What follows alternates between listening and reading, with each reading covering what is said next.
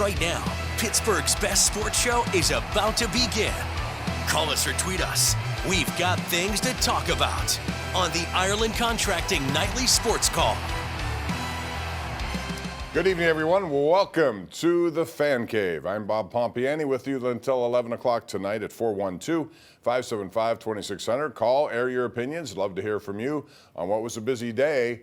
Of course, an historic day for USA Hockey. For the first time in 46 years, they win the gold medal in a game against Canada today. And what a game it was. It had to go to overtime, which is going to be one of the things we're talking about here tonight and on the #1 Cochrane Sports Showdown. Do you like 3-on-3 overtime in big stakes hockey, whether it's the Olympics, whether it's the Stanley Cup playoffs? What if this was a Game 7 of a Stanley Cup series? What would you like? We'll talk about it, but man, what an effort by Connor Hellebuyck. And I firmly believe, as I put this on social media tonight, that the media who voted on the MVP of the entire tournament got it wrong. Yes, Connor McDavid was really good, but Connor Hellebuyck was outstanding, and he was the reason they won today, as he stopped 41 of 42 shots. Just to put it in perspective, for his entire Olympic week there, 2 weeks there, he only gave up 6 goals. He had a .956 save percentage. He stopped 131 of 137 shots. That, to me, is MVP. He was their best player. He had it to be today because they had some great opportunities. He made an unbelievable save on Taves in that game, and I thought Devon Taves was going to actually score. He was all alone in the crease there. Puck was loose, and somehow he got his paddle on it to deny him. I think Nathan McKinnon is going to be really upset with himself after he looks back at the video where he had what looked like an open net goal. He just couldn't corral it. He probably does that 9 out of 10 times easily, makes it. On this occasion, he did not. And what a play by Zach Werenski to Jack Hughes to win it. And just a mistake again by Canada. I thought they got a little greedy in the attack zone, and they left an on-man break going back the other way, and it was Werenski who found Hughes, who gets the goal, and he lost 2 teeth in this game. But I'm sure he's going to swap that out for a gold medal anytime. So they win that game. Love to hear your thoughts about the entire tournament and also that. The sad news today was that Sidney Crosby could not play. And a lot of people thought he was. I was not among them. I thought it would be really difficult for him to play at the level he wanted to play.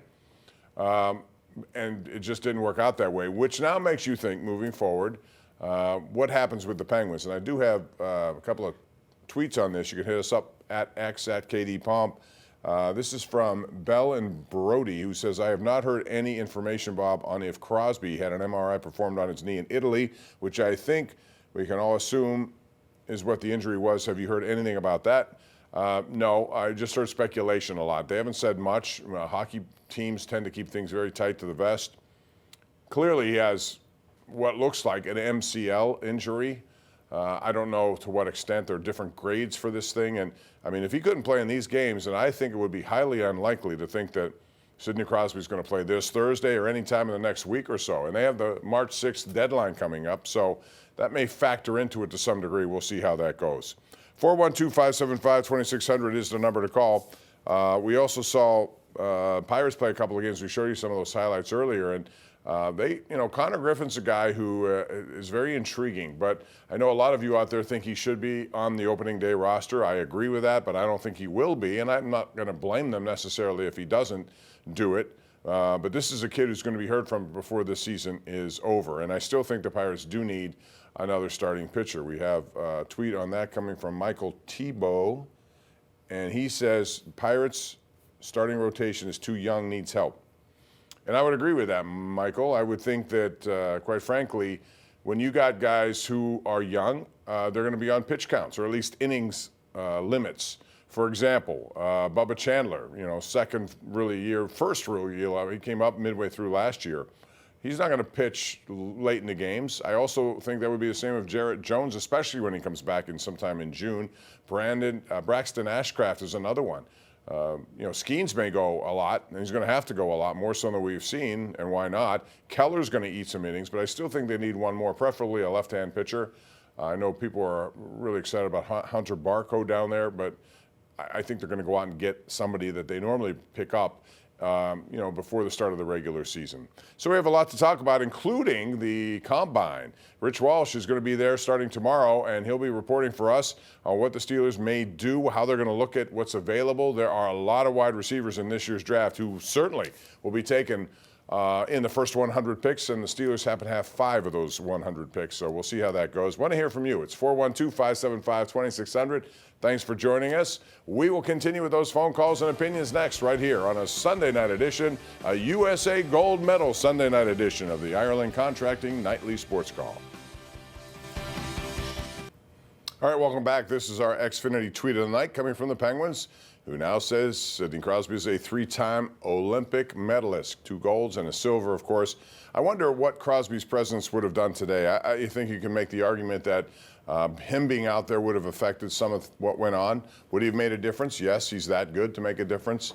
And like I said, I also want to hear from you about 3-on-3. How would you do it? I think the more I think about it, as much as I enjoy 3-on-3 hockey, and I think it's a television thing more than anything, I think what I would do moving forward is play 5-on-5 for at least 10 minutes, and then after that reduce it to, if you want 3-on-3 or 4-on-4. They used to have 4-on-4. And I'm also curious, would you out there in television viewing land or listening on the radio, would you want to see 3-on-3 in the Stanley Cup playoffs? 412-575-2600. Begin with Bob in Pittsburgh. Hello, Bob. How are you? I'm good. How you doing, Bob? Good, thanks. I just wanted to talk about, I don't know if did you hear anything about Aaron Rodgers. I heard something about him retiring. So, and another thing is, I think if Crosby would have played, I think that Canada probably might have beat them, but that's just me. And the Pirates, they look kind of good now, so I'm happy about that. Yeah, well, we'll see. These games don't really matter, but they won 3, yes. I think you're to look at some of the young guys they have, and their system is filled with promising players. How they develop and what they contribute up here will determine what goes on. But I think looking at this team right now as they head into the season, I would think they're going to push for a playoff spot, and I think that's good. We want to make it interesting baseball throughout the summer and into September, especially. So, maybe we'll get that opportunity because it's been some time since we've had it. As far as Aaron Rodgers, all I would say is I think the Steelers have to have some sort of deadline with him. They don't have to publicize it, but they have to know from him, I think, before the start of things in March when the league year begins. They need to have an answer. They can't wait till June this time, just, for everything they do, including the draft coming up here in April. Let's go back to the lines and we'll go to Anthony in Verona. Hello, Anthony. How are you? Hey, I'm not a Pittsburgh Pirates fan. I'm a Atlanta Braves fan. Good for you. Well, go Braves. Yeah. Well, I'll go for it. It's Moreover Mall. They're going to tear it down. They're going to build it.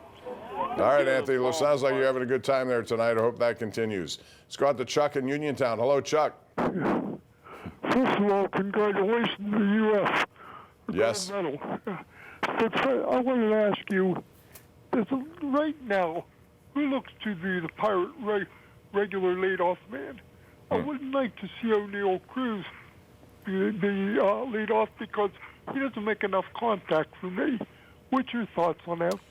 I ideally would like to see him there, too. He did that a little bit last year, but he has to, you're right. You cannot do that unless you have a situation where he gets on base a lot more than he is. He's a 30-30 guy at least. I think he would be better than that. But if that doesn't happen, you could look at a lot of different scenarios there. If Connor Griffin is up here, he may be that kind of guy, although that's putting a lot of pressure on somebody like that. They're going to have to look at all options, but Cruz would be among them at this point. They're going to have different batting orders from now until the start of the season. I'm sure Donnie Kelly will be comfortable with some, not others there.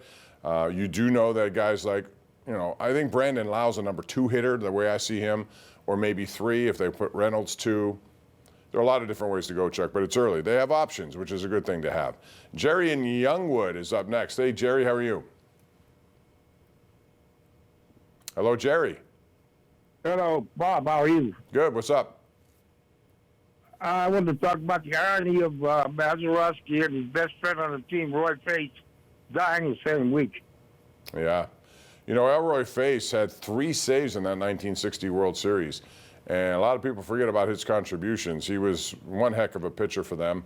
And then a week later, Bill Mazeroski leaves us. And man, what a team that was. I think there are only 2 surviving members of that team now. So, it's getting down to the point where that series is still one of the best, if not the best, in terms of drama and what you got in the bottom of the ninth. Also, keep in mind in that series, we saw 3 blowouts by the Yankees. I mean, they won games like 16-3, 12-0. They were largely the better team, but they didn't win 4 games, and that's what you have to do to win a championship in baseball. All right, back to the lines we go. We have Tom in Crafton. Hey, Tom, what's up? Hi, Bob. How are you? Good. Thank you for calling. Oh, you're welcome. Hey, congrats to the U.S. Team for winning the big one. And you had mentioned something about, the overtime, about maybe going to, 3 on. I'm kind of a purist, Bob. I don't like to cheapen the sport, to be quite honest. I want to keep it, especially when it comes to winning the Stanley Cup, keeping it 5-on-5. I mean, it seems just like baseball. They've cheapened baseball by putting that runner on second base in extra innings. To me, that's not, as far as I'm concerned, that's not baseball. I know they're trying to speed up the game, but that's just, I don't like it. I'm a purist. I think, Tom, a lot of people agree with you as a purist. I put a little Twitter poll out there the other day about what you would prefer. The majority of people want to see 5-on-5. I get that. But in an Olympic competition, you have to consider a lot of what they do is television related. And normally this game is always the last thing that they do before the closing ceremonies. And so if you had a game that was 5-on-5 and it took an extra 2 hours to complete, you'd be running right into the coverage of the closing ceremonies. Not that that should be the big reason, but I think they also want to make it highly entertaining. And you have to admit 3-on-3 is highly entertaining. It may not be the best use for a championship, I will grant you that.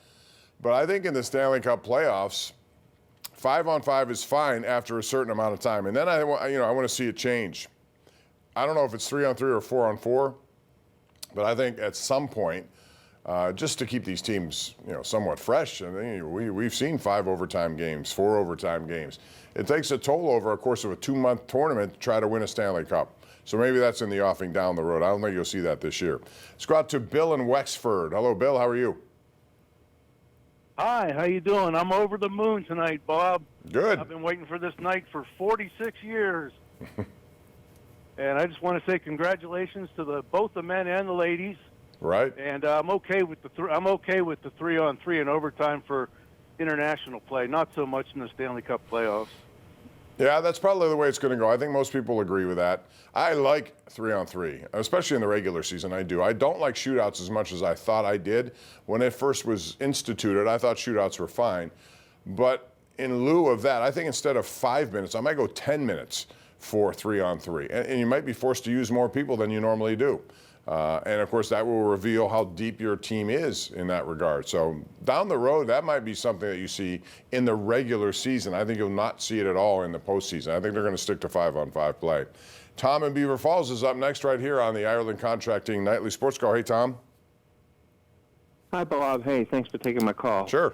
Again, sad passing of Bill Mazeroski. But a question for you. What do you know about Gene Alley? I mean, that was one of the greatest double play combinations I've ever seen in baseball. Oh, I thought those two together. Know what happened to? Yeah, I have to check on that. That's you're catching me off the top of my head on that one. So I would have to check to see what, his status. But those two together, Maz and Alley, were terrific at that. Dick wrote when he played. Mazeroski still has the record for most double plays turned as a second baseman. So that era of baseball was tremendous. And that was at a time when baseball was America's sport. It no longer is. It's football. But clearly that was the top of the game. All right, let's go back to the phone lines. Whitehall is our next destination. We got Joe joining us. Hey, Joe, what's up? Hey, Bob. Great job tonight, taking a bunch of calls from a bunch of different areas. Thanks. I love hearing. So this lineup this year, we added power, home runs. Do you think we can get over the 500 mark? Yeah, I think so. I mean, if I'm looking at this over and under of 77.5, I'm going to go over that. I think it's time for that to happen. I think Skeens, being a regular on this team now, being the anchor of that pitching staff, Keller can be a 3. In between, you put Chandler, you come after Ashcraft, you put Jones in eventually, and then there's going to be somebody else. I think that's the strength of this team. And if you get any sort of hitting, they were last in the National League when it came to home runs.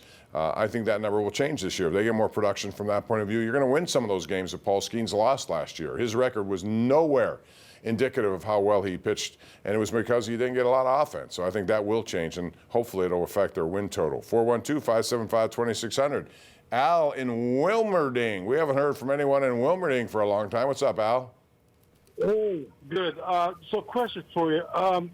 Have you guys ever heard about how Will Howard is doing? Because we don't hear too much about him being the upcoming quarterback for the Steelers. Well, you should. If you're not hearing it, you're not listening, because it's been out there. A lot of people, including the Steelers, at least verbally, have been very high on Will Howard. I think, if Aaron Rodgers is back, it is going to limit his opportunity in the regular season. If at all, he may never play. But he will play in the preseason this year if that's the case, and we'll see what happens. But that's going to be an interesting dynamic. If Rodgers, for some reason, decides he's not going to play, then things get really interesting. And we're going to see how the Steelers would manage that in the draft and how much they would rely on Mason Rudolph and Will Howard in a competition. Let's go to Brian in Castle Shannon. Brian, thank you for calling. What's up? Bob, good to hear you this evening. Just a note, there are 3 surviving members of the 1960 World Series team. Okay, Vernon Law is one of them, right? What's that? Vernon Law is one of them? Vernon Law is one of them. Also, our left fielder, who used to be a coach here, is another. He lives in San Diego. Okay. And then the third one lives in Compton, California.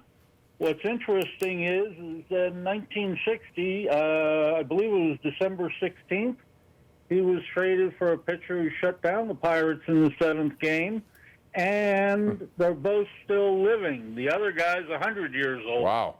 Well, congratulations, and thank you for the update there. I appreciate it, Brian, because we're sure. One more quick call before break, Jared. Let's go to Ray in Squirrel Hill. Hey, Ray, make it quick, please.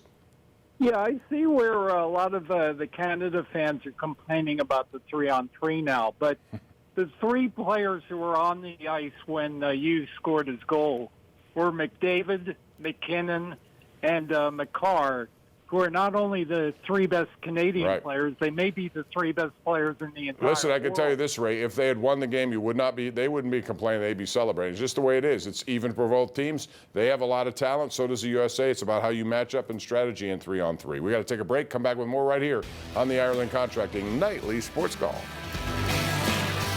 Thanks for joining us tonight. Join us tonight for the #1 Cochrane Sports Showdown, 11:35 after the late news on KDKA, and we'll reconvene here tomorrow at 10:35 when we have a lot more to talk about, I'm sure, including what happens with Sidney Crosby by Thursday when the Penguins begin with New Jersey. Good night, everyone. We'll see you again tomorrow night.